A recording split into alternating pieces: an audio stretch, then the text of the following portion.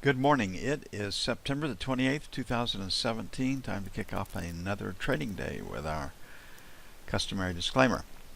Hypothetical or simulated performance results have certain limitations. Unlike an actual performance record, simulated results do not represent actual trading. Also, since the trades have not been executed, the results may have under or overcompensated for the impact of any of certain market factors, such as lack of liquidity. Simulated trading programs in general are also subject to the fact that it is designed with the benefit of hindsight.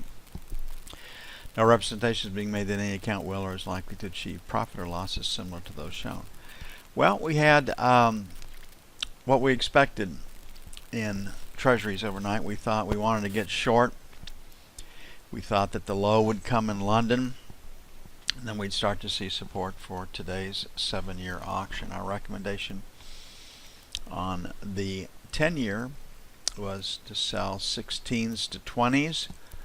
And the high was 17. So, and it came early. The treasuries are getting whacked. Several reasons. Economic strength allows the Fed to raise interest rates. Trump's tax package will increase economic strength if he can get it passed, and that's problematic. Yesterday on the leaked tax proposal, the Democrats and Schumer came out with their expected tax breaks for the wealthy and for corporations, nothing for the little guy. And there was plenty there for the little guy. Corporations, they cut the tax rate, or will try to cut the tax rate from 35% to 20%. It'd be nice if we get down to 15, and then there's actually a surcharge, or proposed surcharge, for the 1%ers out there. So, I mean, again, the rhetoric of the Democrats certainly stretches the truth. So we find ourselves today in treasuries with a 7-year auction, and it's tough to move paper in a down market. I believe we'll have a trading range market today.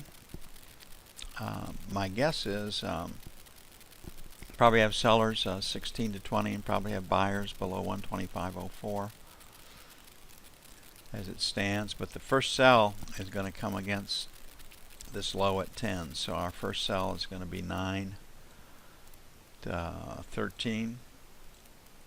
And then we're going to pick up 15 to 19 for sell 2. On the buy side, 1 to 5. And 25 to 29.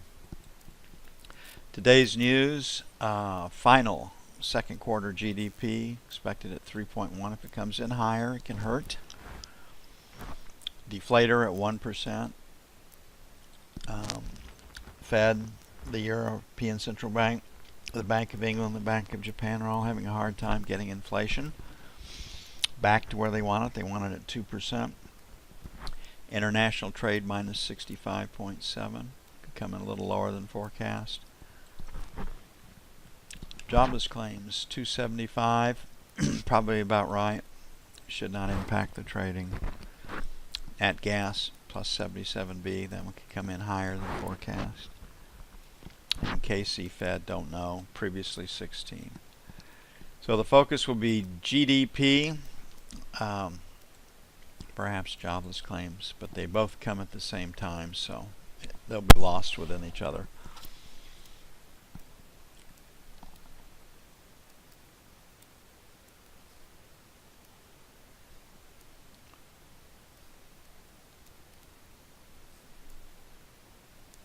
Looking at the 30-year.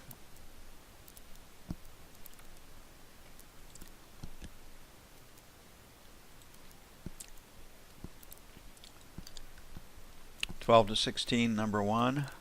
Sell 19s to 23s. 27 to 31. On the buy side, 4 to 8, number 1. Buy 29s to 01s. Buy 21s to 25s. The feeling is that you can't let the bottom fall out of the market. You can have a down market on these auctions because they're hedged. You look at the futures that were sold the last couple of days, so it's not catastrophic, the sell-off, because they're all buttoned up for this auction. And when the selling is over, they see it in their book. They're already short futures. They start covering or buying back futures, and that's how they make up for it. And if they can't sell the paper, it goes back to the Fed, so they cannot lose. And they're allowed to make money on their futures positions. Boy, don't you wish you could get that job?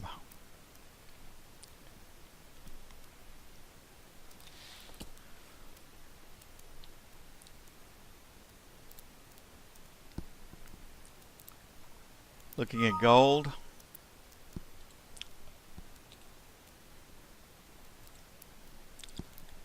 We had a 79 to 81 buy.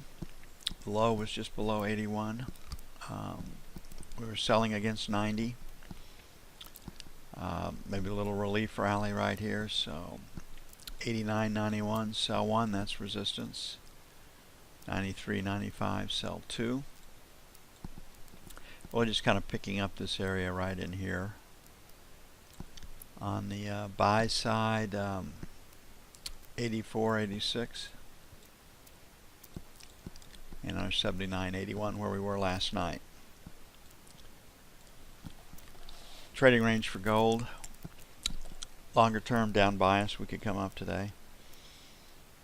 Gold is being sold for the same reason treasuries are. No reason to own gold. Stock market's going up, economies are getting stronger. You can make money on your money. Sell gold, buy bonds. Inflation's not a problem.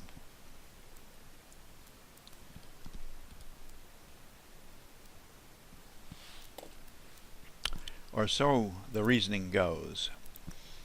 Okay, the euro found a little buying last night. And you can see right here this 1850, probably pretty clean break in the market, so we'll make 40 to 50, sell 1. 75 plus or minus, sell 2. On the buy side, 118 even, 118.10, buy 1. 117.75, buy 2. And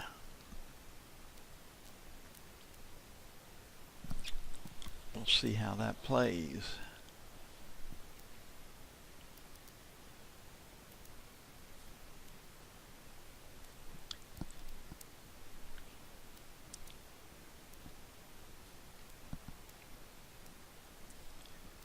Crude oil. Crude oil is up. Yesterday, Iraq was sending troops to the Kurdish city of Kirkuk, which is also a big refinery there. That's the stuff that can flow through Turkey. Turkey's threatened to shut down that pipeline, and that's the reason for the strength in crude oil. The Kurds voted 92% for independence, as you'd expect them to. So 75 to 53, sell 1. 53 1/4, 53.50, sell 2.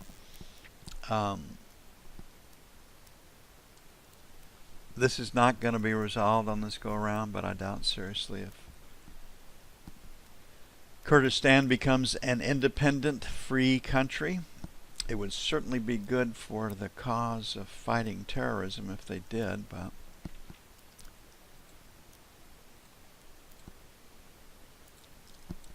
don't expect that to happen.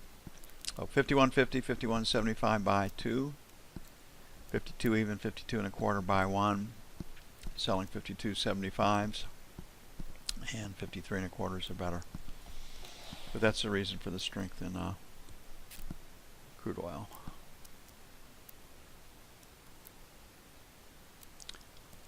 So the headline hits, the news hour goes by. Then the big guys, the brains, come back and say, gee, is this really what we want to do or not? How significant is that headline? Does it change things? And it always takes a while to get that. feedback after the news. Algos jump in.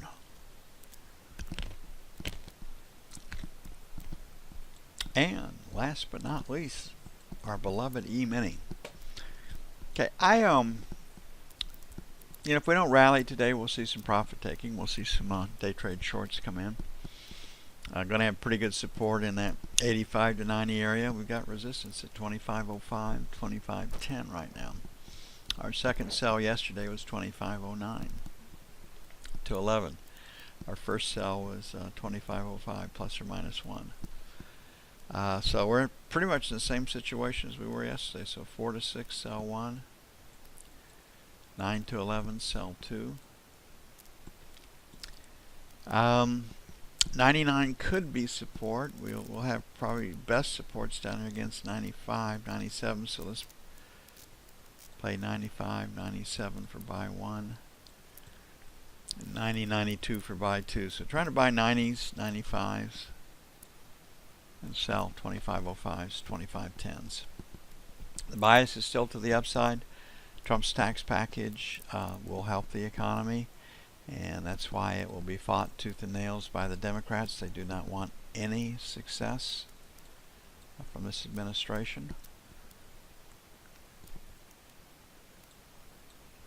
And the Republicans will fight him tooth and nail because they want to maintain their hold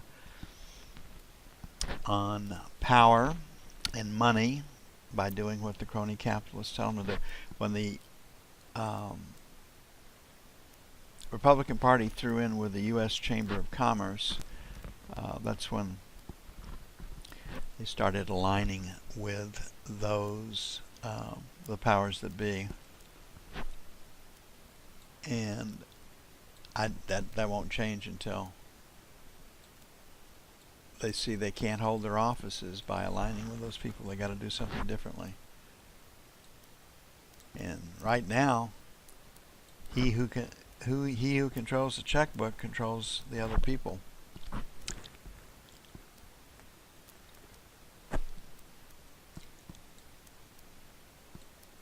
And you'd have to say that the crony capitalists, the U.S. Chamber of Commerce, is winning so far.